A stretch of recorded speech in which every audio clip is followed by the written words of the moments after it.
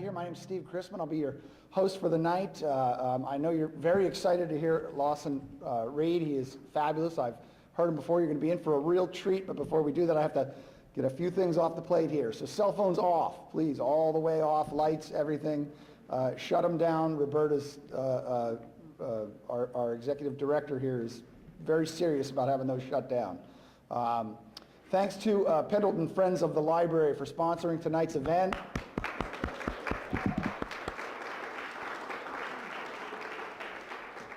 Thanks to KCUW and East Oregonian for all their help in making this event happen. So let's give them a quick round of applause.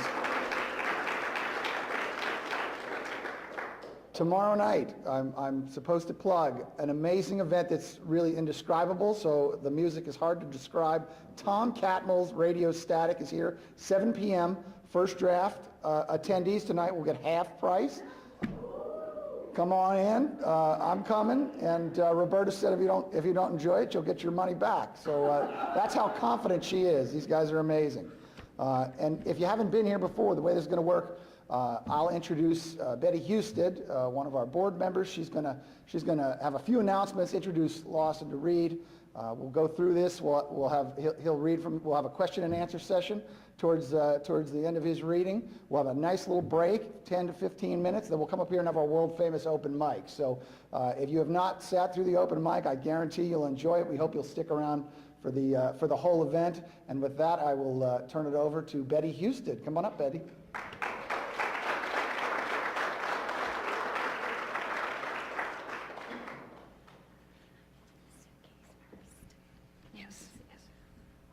Betty Husted, also known as Pam. It's the same person. I just wanted to quickly draw your attention to our traveling suitcase of literature, which is a point of sharing where you can bring in literature that you're finished with, or you can take something out of it. It will be stationed in the back of the room. My husband and I went on a trip to Texas. We've been gathering travel stickers. We got some from some audience members.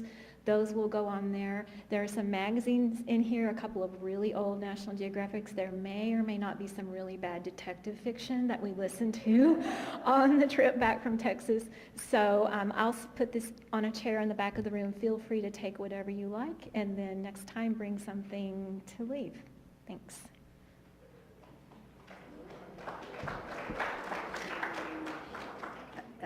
If you were here last time, you know that we finally got the brilliant idea of introducing the writer of next month, letting you know who's coming and getting you prepared if you'd like to. There's a handout sheet that lists Michael Spring.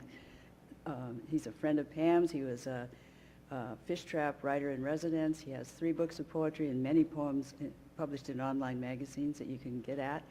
And Thea Neal, who I don't think is back tonight. She had company tonight, but she said if you leave your email address for her, she will contact you, and she's trying to set up discussion group ahead of time for all the visiting writers. So if you want to kind of get a glimpse of what they write and talk to people about it and get excited before the actual event, it's not a college class. There will be no tests, okay? Also, before I introduce Lawson, Pam and I wanted to, we can keep control here.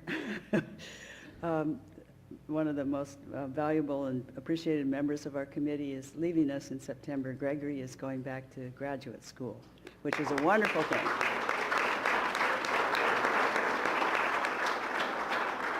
So that lovely young woman behind the drinks counter is going to have a new life.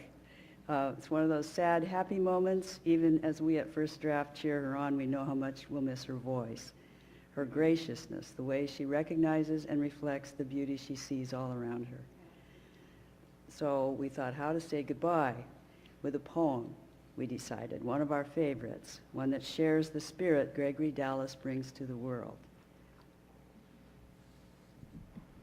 This is my all-time favorite poem ever, Gregory, and I'm trying to figure out how to get a piece of it on my tombstone. This is From Blossoms by my favorite poet, Lee Young Lee. From blossoms comes this brown paper bag of peaches we bought from the boy at the bend in the road where we turn toward signs painted peaches. From laden boughs, from hands, from sweet fellowship in the bins, comes nectar at the roadside, succulent peaches we devour, dusty skin and all, comes the familiar dust of summer, dust we eat. Oh, to take what we love inside, to carry within us an orchard, to eat not only the skin, but the shade, not only the sugar, but the days, to hold the fruit in our hands, adore it, then bite into the round jubilance of peach. There are days we live as if death were nowhere in the background, from joy to joy to joy, from wing to wing, from blossom to impossible blossom, to sweet, impossible blossom.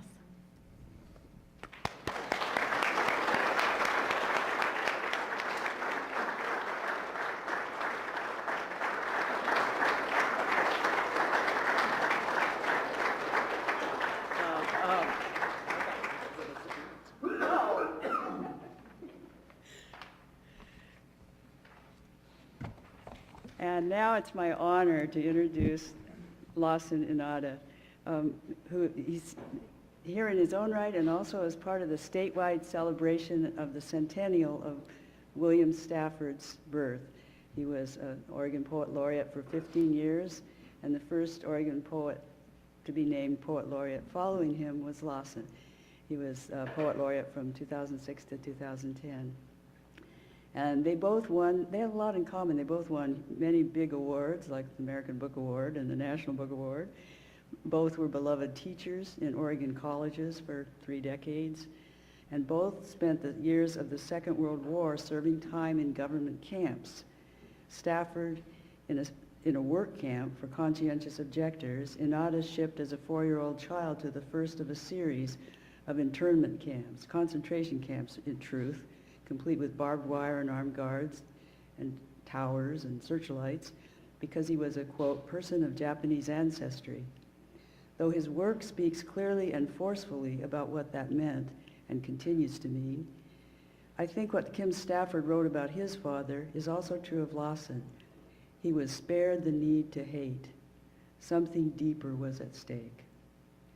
Imagine the internment story as a novel, Lawson invited the readers of Nation magazine. It's really about people, not necessarily about American people either, or even about people in the time of war or from different cultures. Rather, it's simply about people, as in humanity, how people are and how people get, period.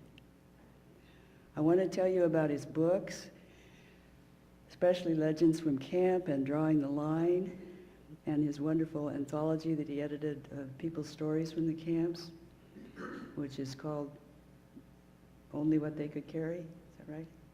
And there's a copy out there. And his love of jazz and his films, PBS documentaries, and the animated film of Legends from Camp that he made with his son Miles, and more, much more, but we're all too eager to hear him. Welcome, Lawson Inada.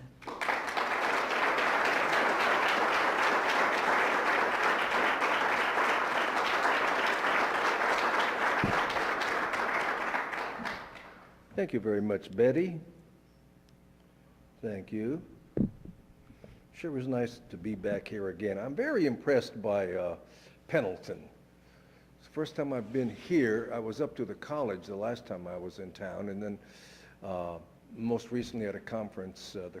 We were situated over at the Wild Horse Casino, and but this is very, very nice. I'm very impressed. Thank you very much for the introduction.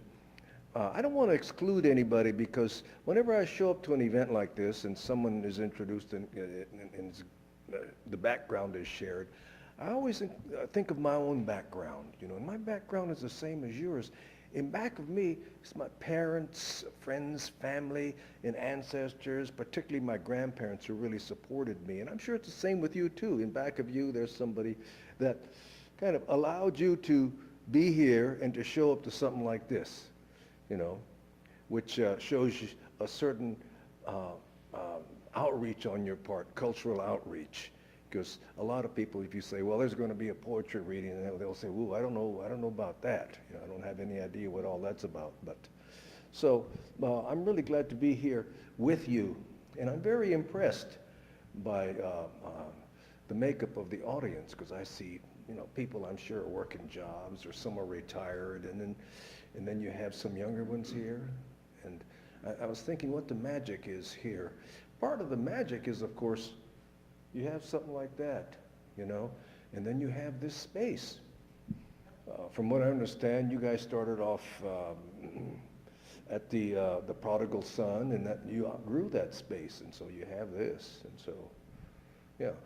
I'm also looking at you from a Medford perspective, is where I live, and I'm thinking, when I get back to Medford, I better tell folks about what's going on out there in Pendleton. Because, no, really, I kid you not. Medford, we think we're pretty much with it. We're on I-5 and near California, but I'm going to say, Medford, I'm sorry, we're behind the times. No, really. I'll tell them, Medford, you know, in Pendleton, they got this latest thing, what they call it, diagonal parking. I was very impressed. Yeah. And then you have maybe 3 or 4 freeway exits. Medford has 2. You see what I mean? Well, LA only has about 5, so you guys are getting there. So, and Medford's old Carnegie Library is empty because we built another library, but it's just sitting there, been sitting there for about 10 years, you know? And look what you've done. We don't have a performing arts center. So really, I think maybe I'll try to take Pam and Betty and some of you with me down to Medford, and we'll get some things going on. So at any rate, I'm very pleased to be here. In case you don't have one of these, pick one up, because it makes you feel good about being here. You see what I mean? And really, and I was very impressed by all of this. And also, I like the fact that you have a sign out there as I was coming out from Portland today about kind of like caution, dust in the road or something. And there were these tumbleweeds, you know. I don't know if that was, I thought I was in a Hollywood set. The tumbleweeds were coming along, so. All right. Anyway, to get started, let's see. I won't read too long. Or what I'll do is I'll read pieces that I've written that are meant to be heard. So even though a couple of pieces may have been published, they're meant to be heard. And as a matter of fact, what I'll start off with is a poem I wrote for the Stafford Centennial commemoration in Ashland earlier this year. And it was an occasion that people came, and then we shared poetry. This one, I think you can be familiar with. As was mentioned, during World War II, Stafford was a conscientious objector, and so he spent time in different conscientious objector camps. And so knowing that the event to commemorate his centennial was coming up, I had it on my mind. And so this is the poem that happened. It's called The Next Time.